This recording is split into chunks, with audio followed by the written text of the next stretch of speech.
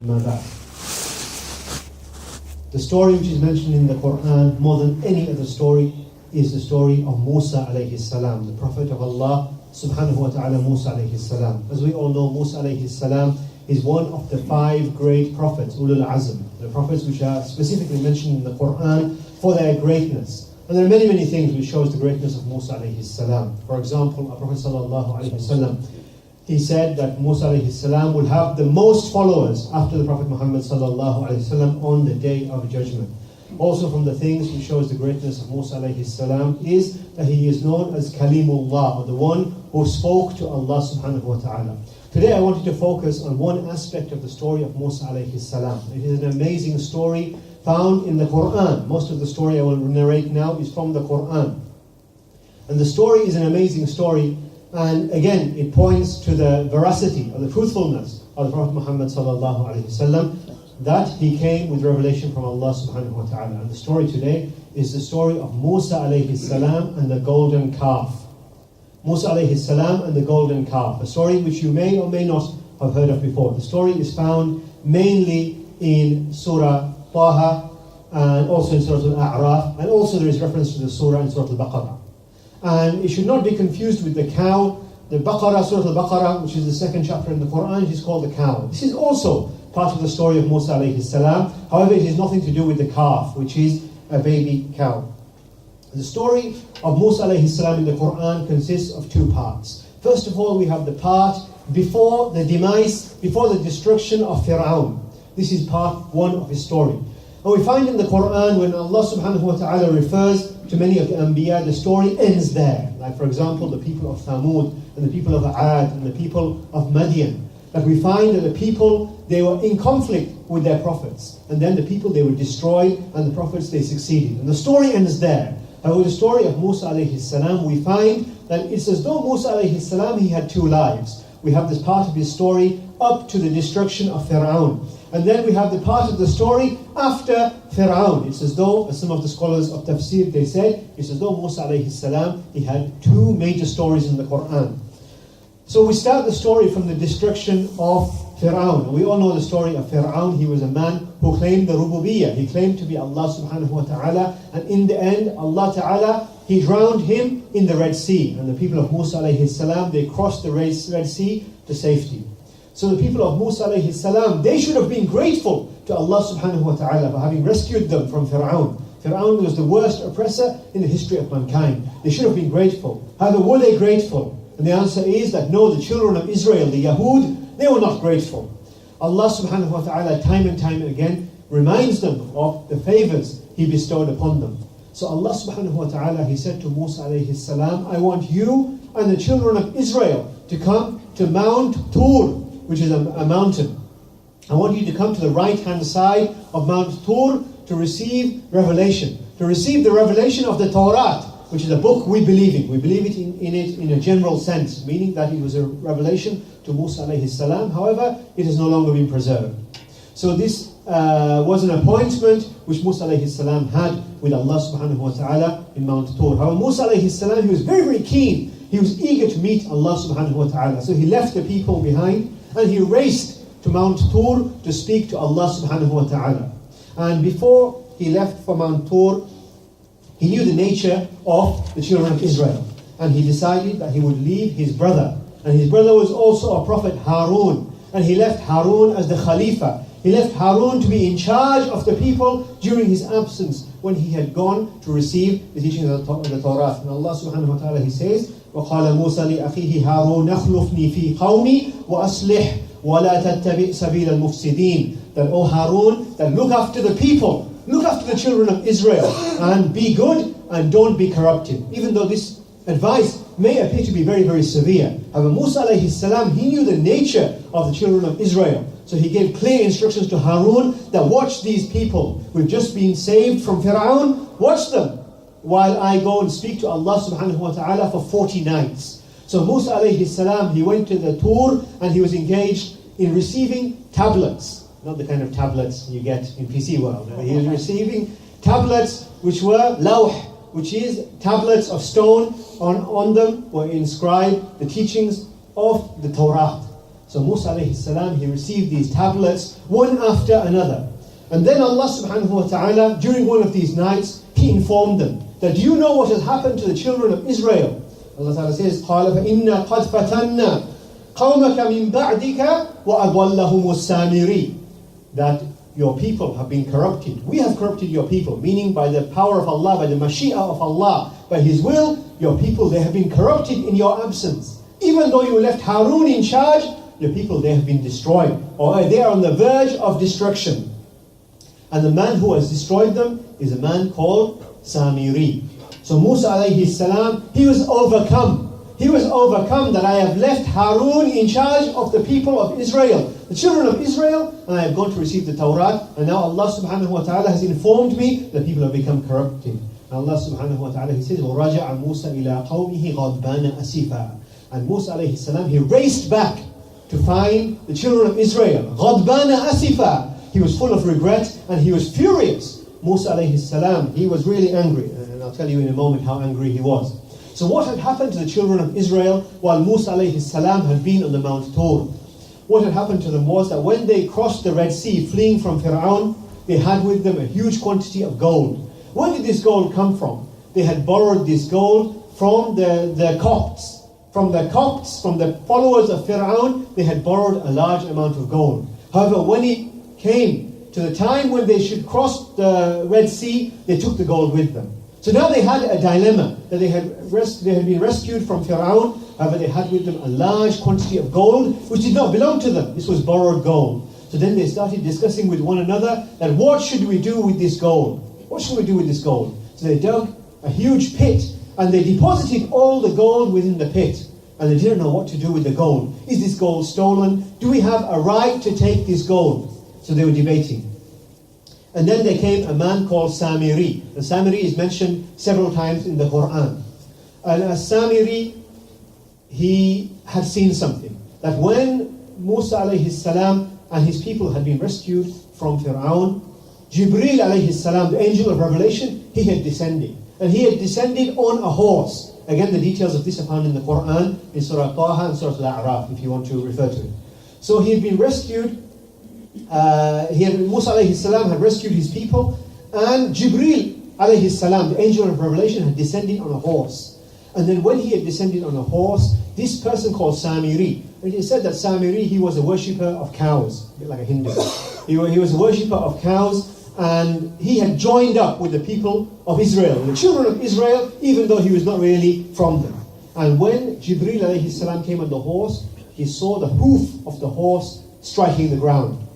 And he saw some of the dust come from the hoof of the horse, and he took some of this dust and he hid the dust. And the shaitan came to him and said to him that this is a Mubarak dust, this is a blessed dust that you have got from the horse of Jibreel alayhi salam, save this dust. So then he went to the people, and some people, they follow anybody who's a bit charismatic, they go and follow him. The children of Israel, while they were debating what to do with the gold, Samiri, he came to them. Samiri said to them, that why don't you make a calf? Make a cow out of this gold, shape a cow, and then I will show you a trick. So the children of Israel, they made a calf out of this gold. And then he said to them, watch this. And he threw the dust which he had acquired from the foot of the horse of Jibreel alayhi salam when he came to destroy Fir'aun. He threw the dust on this inanimate object, on this calf, and the calf started to move. It started to move. I think they call it lowing. So it started to make the mooing sound. And Allah subhanahu wa ta'ala, He says, وَاتَّخَذَ قَوْمُ مُوسَى مِنْ بَعْدِهِ مِنْ حُلِيِّهِمْ عِجْلًا جَسَدًا لَهُ خُوَارٍ. That the people of Israel, they took from their jewelry, they made a cow which had a body and it had a khuwar. And a khuwar means it made the mooing of a cow. So these people, they were really amazed by the mooing of the cow. And Allah subhanahu wa ta'ala, He criticizes them in the Quran. Just because a cow moves, does this make it worthy of worship?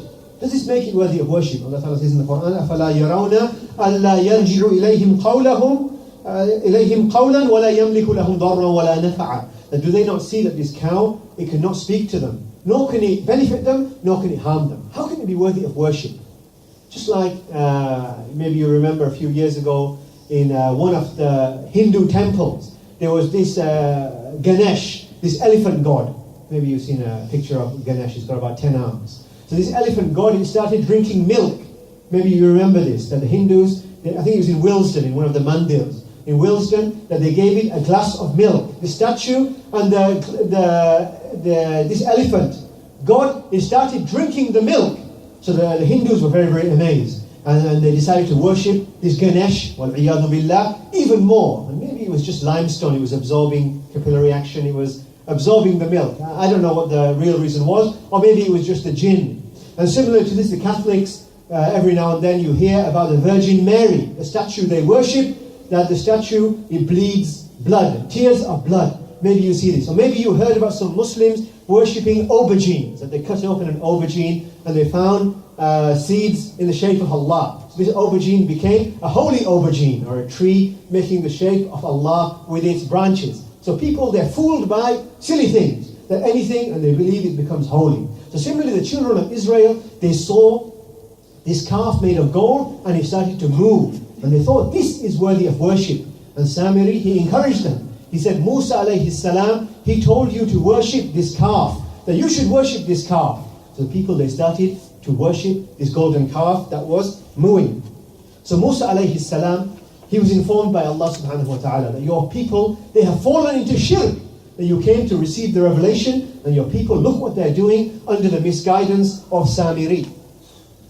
So Musa alayhi salam, وَرَجَعَ إِلَىٰ قَوْمِهِ غَضْبَانَ أَسِفًا. He came racing back to his people. At that point, the people, they came out of the trance. They came out of the trance and realized what they had done. And Allah subhanahu wa ta'ala, He says, وَلَمَّا سُقِطَ فِي أَيْدِيهِمْ وَرَأَوْا أَنَّهُمْ قَدْ ضَلُّوا قَالُوا لَإِن لَمْ يَرْحَمْنَا رَبُّنَا وَيَغْفِرْ لَنَا لَنَكُونَنَّ مِنَ الْخَاسِرِينَ. And suddenly, they woke up that we are worshipping a golden calf which is making a mooing sound. And then they said that if Allah does not forgive us, then we will be of the losers. So they came and they made feeble excuses. They said that, we're very, very sorry, we didn't know what to do with the gold. This is why we worship the calf. They came with feeble excuses. This was the reason why they were worshipping the calf.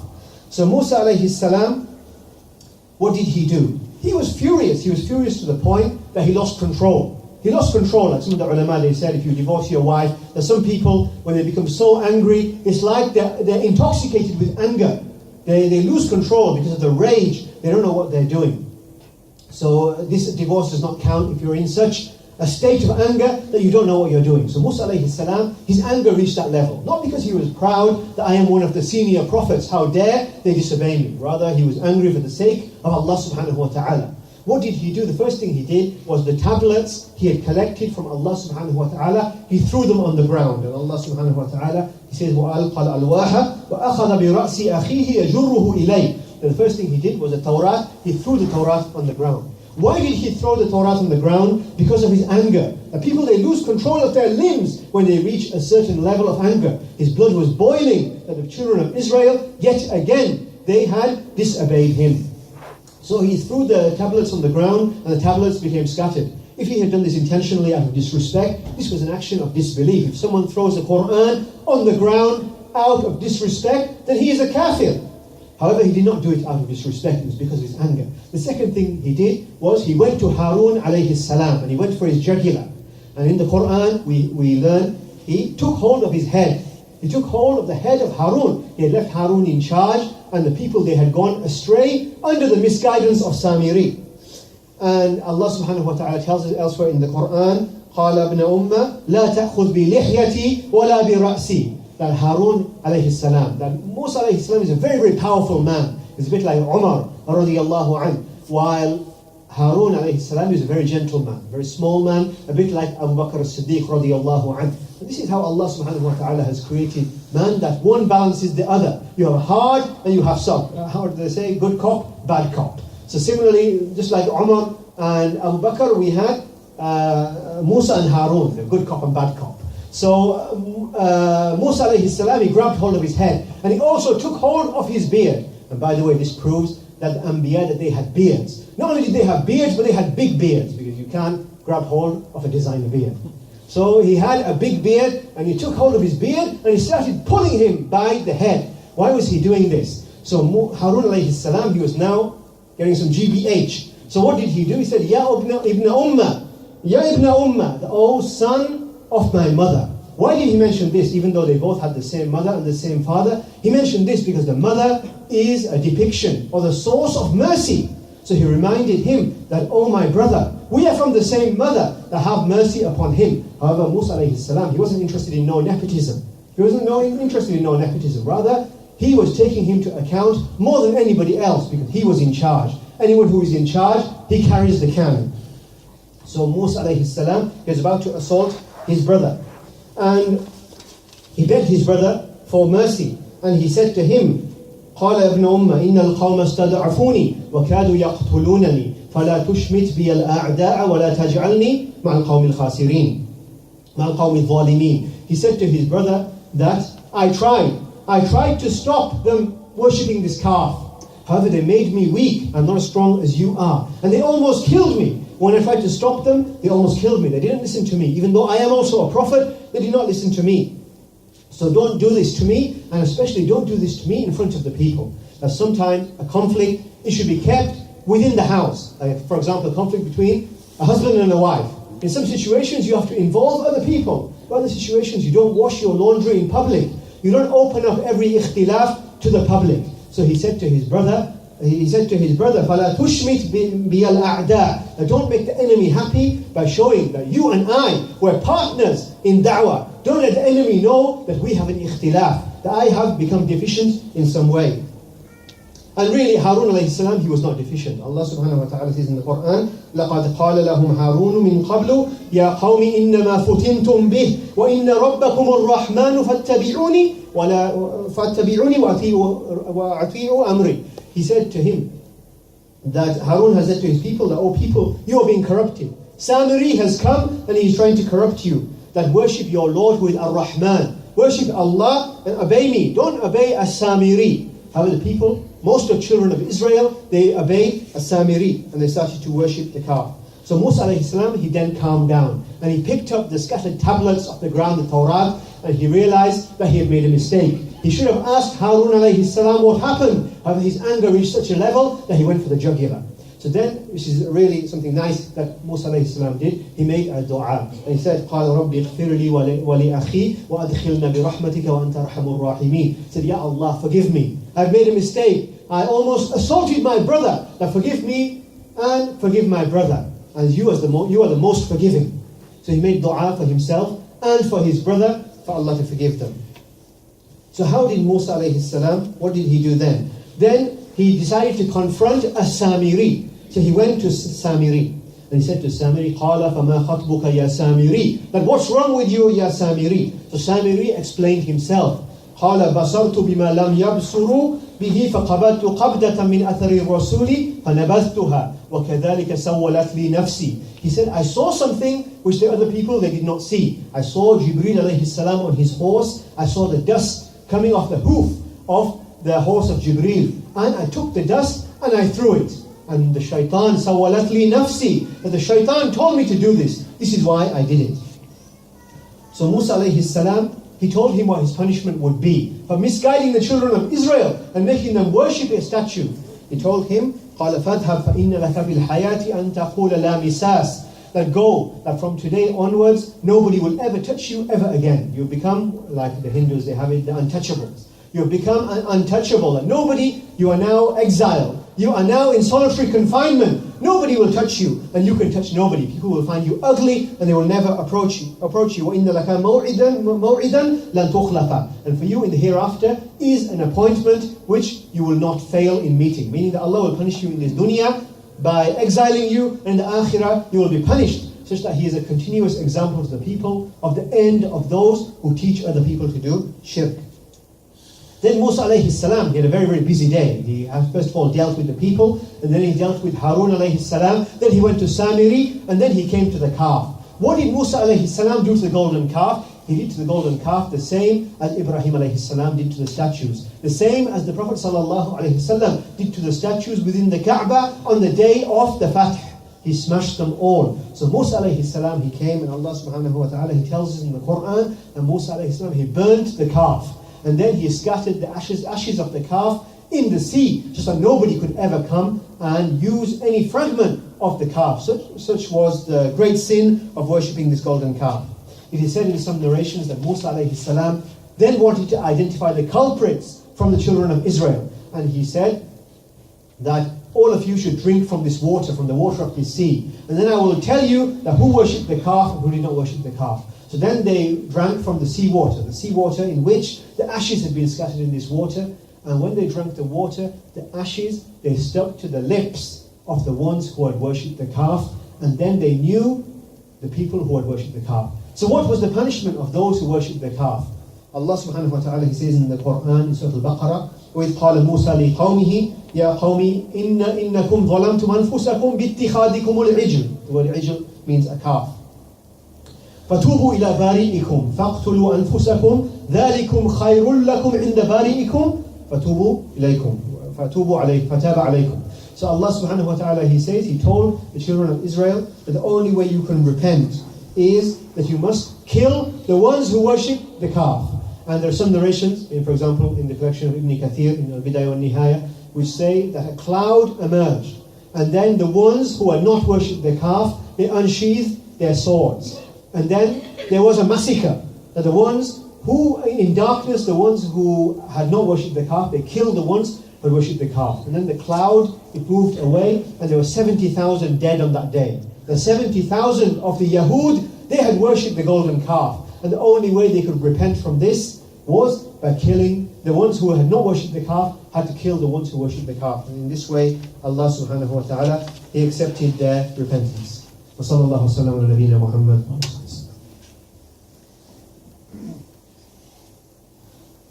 Alhamdulillahi Rabbil Alameen wa salatu wa salam ala Rasulil Kareem amma ba'd. Today we are learning about the great story of Musa alayhi salam and the golden calf. How the Yahud, how the children of Israel, how they disobeyed Harun and Musa alayhi salam and they worshipped the golden calf.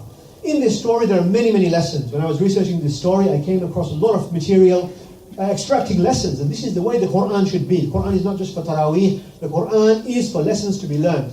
Number one lesson is problem management. Now when you have a fitna on your hands, how should you deal with a problem in your life? You should deal with the problem in your life by addressing it from every angle, especially the root. Musa alayhi salam, he dealt with the problem by dealing with the people. That they were killed, the ones who worshipped the calf. Then he dealt with Harun alayhi salam, the one who had been left in charge. And then he dealt with As-Samiri. The Samiri was exiled till the day he died.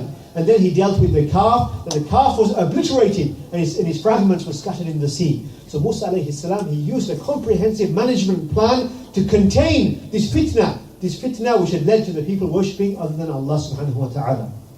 So this is the first lesson we see. Second lesson we see is that many people, they love following other people. This is why we have Facebook page. People are crazy about following everybody. People, they love to follow other people. This is something which is fitri. The people are always looking to follow somebody else. We should know as Muslims, as part of our worshipping Allah subhanahu wa ta'ala, should never let your heart become overly attached to any human being. Like the people, they became attached to the Samiri. There are many Samiris around in the Muslim community. The people, they get duped by charisma and sweet talking. They get duped. So be careful about this. The only person you should follow is the Prophet Muhammad sallallahu alaihi wasallam. The only person your heart should be truly attached to is the Prophet Muhammad sallallahu alaihi wasallam. No sheikh, no pir, no holy man. Let alone no stone, no calf, no other object. So fill your heart with the love of Allah subhanahu wa ta'ala, with His fear and with His hope. And this is the worship of Allah subhanahu wa ta'ala alone. Yes, we can benefit from many people. However, your heart should be connected to Allah subhanahu wa ta'ala and not connected to people. This is a very, very important point, and many, many people, they are misguided by over-attachment to individuals and personalities. And this is exactly the case, because when Harun alayhi salam went to his people and reminded them, they said to him, قَالُوا لَن نَبْرَحَ عَلَيْهِ عَاكِفِينَ حَتَّى يَرْجِعَ إِلَيْنَا مُوسَى. Now we're not going to stop worshipping the calf until Musa alayhi salam comes back. So they were overly attached to Musa alayhi salam. They should have been attached to the message of Tawheed, which is worship Allah subhanahu wa ta'ala alone. Another key lesson in the story of Musa alayhi salam and the golden calf is that many Muslims, they focus on the small aspects of Islam and they leave the major aspects of Islam. The children of Israel, they were obsessed about the gold. Should we keep the gold or should we do something else with the gold? Because the gold did not belong to us, it was borrowed gold. So they were obsessed with the gold. However, they didn't care, or they didn't look and see that they were falling into shirk. Shirk is the greatest matter in Islam, to worship other than Allah subhanahu wa ta'ala. This is the sin which Allah subhanahu wa ta'ala, He will never forgive. So they forgot about the fact they were doing shirk, and they were obsessed about the gold. Similarly, we have Muslims, in the olden days they used to carry E-number cards. You must know them, E-number additive cards. So they bring out their card from their wallet and look at the ingredients in the crisp packet. E428, haram, brother. So then that is haram, and then you find that the same guy, he doesn't even pray, but he's very, very rigorous with his E-numbers. He knows his halal meat. Similarly, in Bradford we find people who sell drugs, are involved in prostitution. But when it comes to halal meat, that's the defining line between Iman and Kufr, that I have halal meat, alhamdulillah. So many Muslims, they get confused. But these are the big issues in Islam. To make sure you don't fall into the kaba'ir, that things like zina and riba, filling up your bank accounts by taking riba, and stealing, and these kind of things. These are the big things in Islam. We should take care of the big stuff, and then inshallah the small stuff will fall into place. Don't be like the Yahud, who they were focused on the goal, and they forgot the fact that they were actually involved in shirk. Also, we should know here from this story that Musa alayhi salam, he never lost hope.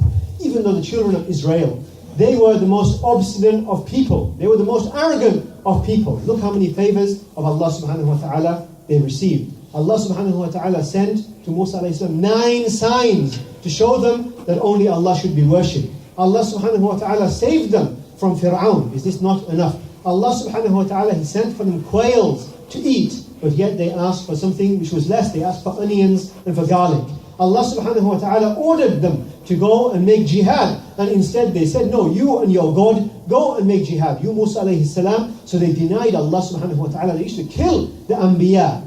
For all these reasons, it was too much. It was too much, and the only way they could make tawbah was by being killed. Well, now today we find in Islam, tawbah is very, very easy. Even if someone fell into shirk, wal-'iyadhu billah, then the doors of tawbah, they're open 24/7. You raise your hands and you say, Ya Allah, and inshallah Allah will forgive you. So Musa alayhi salam, he never gave up on his people. He carried on with them, trying to be patient with them, even though they had committed the worst of sins. Similarly, our Prophet sallallahu alayhi wasallam, when he was rejected from Ta'if, and he was stoned by the children of Ta'if, which is a small town outside Mecca, he did not despair. The angel came, the angel of the mountains, and said, shall I close the mountain on Mecca and Ta'if? Shall I crush them because of their disbelief? The Prophet sallallahu alayhi wasallam, just like Musa alayhi salam, he did not give up. He said, no, that perhaps their children, they will worship Allah subhanahu wa ta'ala, so give them another chance. So same with us, that even if your children or members of your family, they make mistakes time and time again, we should never give up on them. We should carry on holding their hand and trying our best to guide them towards Allah subhanahu wa ta'ala. So in conclusion, we say the story of Musa alayhi salam and the calf, the golden calf, is a miraculous story. It's an amazing story in Surah Taha, and Surah Al-A'raf, and also in Surah Al-Baqarah. And the main lesson is that the worship of Allah subhanahu wa ta'ala, this is the most important thing. Fill your heart with the worship of Allah subhanahu wa ta'ala. Don't fill your heart with objects. Don't fill your heart with individuals. We're all human beings. We're all from Adam alayhi salam. And we're all fallible. Nobody is infallible. Even Musa alayhi salam, he made a mistake. When he went for Harun's beard, he made a mistake. So we should not fill our hearts with people. Rather, we should fill our hearts with worshipping Allah subhanahu wa ta'ala. And we should say, as Allah subhanahu wa ta'ala ordered Ibrahim alayhi salam to say, قُلْ إِنَّ صَلَاتِي وَنُسُكِي وَمَحْيَايَ وَمَمَاتِي لِلَّهِ رَبِّ الْعَالَمِينَ. That say my prayers, my sacrifice, my living, my dying of Allah subhanahu wa ta'ala. We ask Allah subhanahu wa ta'ala to make us live upon His worship and die upon His worship. وصلى الله وسلم على نبينا محمد وصحبه وسلم.